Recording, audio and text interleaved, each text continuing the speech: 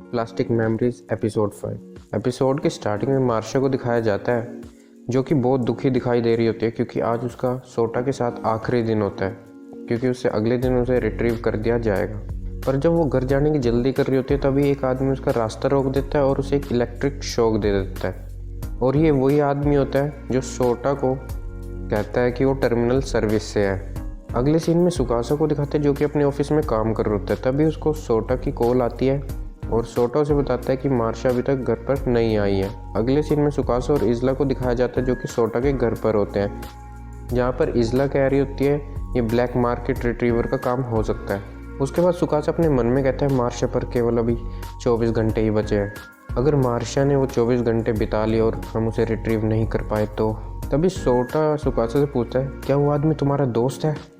सोटा अपने और उस आदमी के बीच में जो भी बातें हुई होती है वो इज़ला और सुकासा को बता चुका होता है।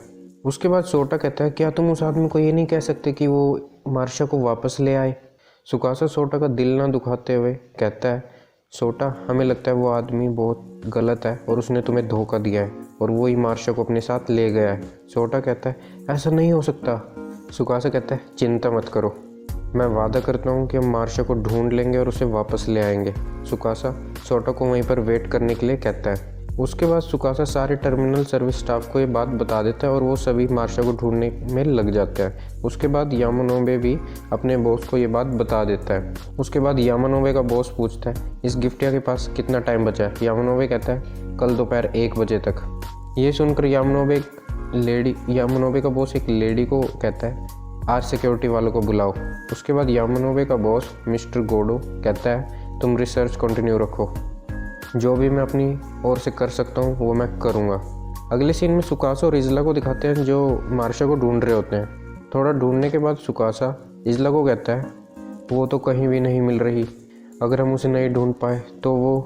तभी इज़ला सुकासा को कहती है हमें उसे वहीं ढूंढना चाहिए जहाँ हमने उसे पहले ढूंढने की कोशिश की थी। उसके बाद सुकासा कहता है सच कहूँ तो मैं वो बात नहीं भूल पा रहा हूँ जो मैंने मिचिरू से सुनी थी। सुकासा इज़ला से पूछता है तुम वेंडर के बारे में कितना जानती हो। इज़ला कहती है वेंडर्स रेयर केस होते हैं और इसमें कोई शक नहीं कि मार्शा भी एक वेंडर बन जाएगी, इसलिए हमें अभी अपनी होप नहीं खोनी चाहिए। सुकासा भी उसकी बात से एग्री कर जाता है। तभी वहाँ पर मिचिरू और जैक भी आ जाते हैं। सुकासा मिचिरू से पूछता है क्या तुम्हें वो वहाँ मिली। मिचिरू मना कर देती है। उसके बाद सुकासा इज़ला मिचिरू और जैक पूछने लगते हैं मार्शा के बारे में। अगला दिन निकल आता है पर उनमें से किसी को भी मार्शा नहीं मिलती। तभी सुकासा और इज़ला के पास काजुकी अपनी कार लेकर आ जाती है और उन दोनों को अपनी कार में बैठने के लिए बोलते हैं और सुकासा को दिखाते हैं जो कि बहुत ही भूखा लग रहा होता है। काजुकी सुकासा से पूछती है क्या तुम सोए भी हो, मैं तुम्हें ब्रेक लेने के लिए बोला था। सुकासा कहता है मैंने ब्रेक नहीं लिया पर मैं ठीक रहूँगा। काजू कहती है तुम तो ठीक रहोगे पर इज़ला का क्या। तभी सुकासा इज़ला की ओर देखता है। इज़ला कहती है मैं भी ठीक हूँ। सुकासा पूछता है तो अब हम कहाँ जा रहे हैं। कॉन्स्टेंस कहता है कहीं विटनेसेस के अकॉर्डिंग ये पॉसिबल हो सकता है कि थोड़ा आगे जाकर ब्लैक मार्केटर्स का हाइड आउट हो। जब वो चारों अपनी कार से जा रहे होते हैं तभी उनको आगे आर सिक्योरिटी वालों के गार्ड्स दिखते हैं जो उन्हें वापस जाने के लिए कहते हैं। काजू की उनके बैच पर देखते जिस पे लिख रहा होता है आर सिक्योरिटी। काजू कहती है मुझे पता था ये अपनी टांग पक्का अड़ाएंगे। सुकासा कहता है आर सिक्योरिटी। इज़ला बताती है ये एक प्राइवेट सिक्योरिटी फर्म है जिसका हमारी कंपनी के साथ एक बिजनेस पार्टनरशिप है।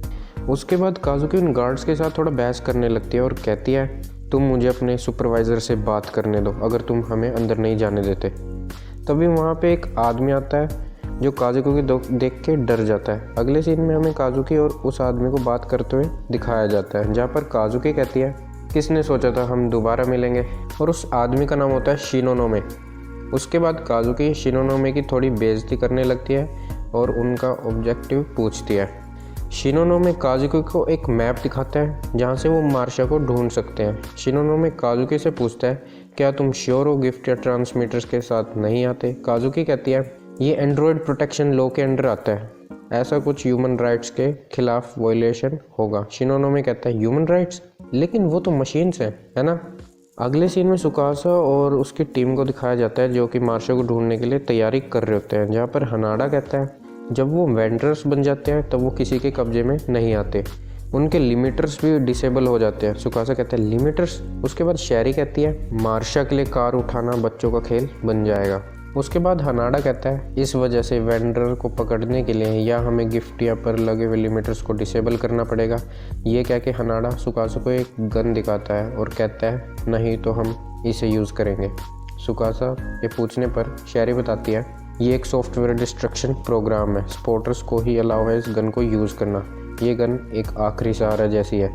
ये सुनकर सुकासा को थोड़ा डर लग जाता है और उसका मूड ख़राब हो जाता है। तभी हनाडा कहता है इसके एक शॉट से गिफ्टिया के सारे फंक्शन क्रैश हो सकते हैं। ये एक प्रोजेक्टाइल की तरह दिखता है पर ये एक वायरस डाटा की तरह काम करता है। उसके बाद सुकासा पूछता है अगर हमने उसे इससे शूट किया क्या वो बाद में रिकवर हो जाएगी। शेरी कहती है नहीं। जो सुनकर सुकासा कुछ ऐसा रिएक्शन होता है। सुकासा निराश हो जाता है, जिसे देखकर हनाडा कहता है ये तो बस एक आखिरी सहारा है, हमें बस मार्शा को ढूंढना है, इससे पहले बात और बिगड़ जाए, इसलिए ज़्यादा सीरियस मत हो। ओके। सुकासा कहता है ठीक है। उसके बाद वहाँ काजुकी भी आ जाती है और वो कहती है अब से हम आर सिक्योरिटी के साथ काम करने वाले हैं। जो सुनकर मिचिरू को गुस्सा आ जाता है और वो कहती है क्या आप पागल हो गई हो, हम उनके साथ कोऑपरेट क्यों करें। काजुकी कहती है मिचिरू इस सिचुएशन को अभी के लिए सहन करो, वो तो बस ब्लैक मार्केट रिट्रीवर्स को पकड़ने के पीछे हैं, मैं उन्हें मार्शा को छूने तक नहीं दूंगी। उसके बाद काजुकी कहती है चाहे कुछ भी हो हम मार्शा को अपनी कस्टडी में खुद ही लेंगे और वो सभी समझ जाते हैं। जब सारे वहाँ से अपना टास्क समझ के जा रहे होते हैं तभी काजुकी सुकासा को पकड़ लेती है, जिससे सुकासा थोड़ा डर जाता है। उसके बाद काजुकी सुकासा से पूछती है सुकासा क्या तुम्हें लगता है इज़ला ये कर पाएगी। तभी इज़ला भी वहीं रुक जाती है और उन दोनों की ओर देखने लगती है, जिसे देखकर काजुकी कहती है ये भूल जाओ। सुकासा कुछ समझ नहीं आता और काजुकी और कॉन्स्टेंस वहाँ से चले जाते हैं। उसके बाद कॉन्स्टेंस पूछता है क्या तुम ये सोच रही हो कि तुम्हें इज़ला को इस फील्ड में वापस नहीं भेजना चाहिए था। काजुकी कहती है ऐसा लग रहा है कि जो 3 साल पहले हुआ है वो ही होगा। दूसरी ओर हमें मिचिरू को दिखाते हैं जो गुस्से में होती है। उसके बाद सुकासा पूछता है तुम उन लोगों को इतना हेट क्यों करती हो। मिचिरू कहते हैं क्योंकि वो लोग गिफ्टिया को एक ऑब्जेक्ट की तरह देखते हैं, इन्हीं लोगों की वजह से काजुकी के पैर पे इतनी ज़्यादा चोट आई। उसके बाद सुकासा पूछता है क्या इस चीज़ का तुम्हारे फादर के साथ कुछ लेना देना है। जो सुनकर मिचिरू रुक जाती है और जैक कहता है सुकासा क्या तुम्हें लगता है कि अनजान बनकर तुम कुछ भी हमसे पूछोगे और हम उसका जवाब दे देंगे। सुकासा उनसे माफ़ी मांग लेता है। तभी मिचिरू कहती है मुझे पहले से ही पता था कि तुम बहुत ही बड़े महामूर्ख हो। उसके बाद मिचिरू बताती है 3 साल पहले मैंने तुम्हें पहले भी बताया कि मेरे फादर वेंडर कैसे बन गए, है ना। वो काजुकी ही थी जिन्हें मेरे फादर को रिट्रीव करने का टास्क मिला था। ये सुनकर सुकासा हैरान हो जाता है। उसके बाद मिचिरू कहती है लेकिन मैं उन्हें रिट्रीव नहीं होने देना चाहती थी, इसलिए मैं अपने फादर के साथ ही भाग गई। उसके बाद हमें मिचिरू और उसके फादर को दिखाया जाता है। तभी वहाँ पर काजुकी आ जाती है और वो कहती है आखिर मैंने तुम्हें ढूंढ ही लिया। मिचिरू थोड़ा डर जाती है। तभी काजुकी मिचिरू के फादर के पास जाती है और उसकी आंखें चेक कर रही होती है। तभी वहाँ से थोड़े गार्ड्स आ जाते हैं जो कि आर सिक्योरिटी वालों के होते हैं और वो मिचिरू और काजुकी को उस गिफ्टिया से दूर होने के लिए कहते हैं। काजुकी कहती है मुझे हैंडल करने दो, तुम लोग इस सिचुएशन को और ज़्यादा बिगाड़ दोगे। तब एक गार्ड कहता है लेकिन किसको पता ये गिफ्टिया कब वेंडर बन जाए। काजुकी उन गार्ड्स को समझा रहे होते हैं पर वो नहीं मानते। तभी मिचिरू का फादर वेंडर बन जाता है और उन लोगों को चोट पहुँचाने लगता है।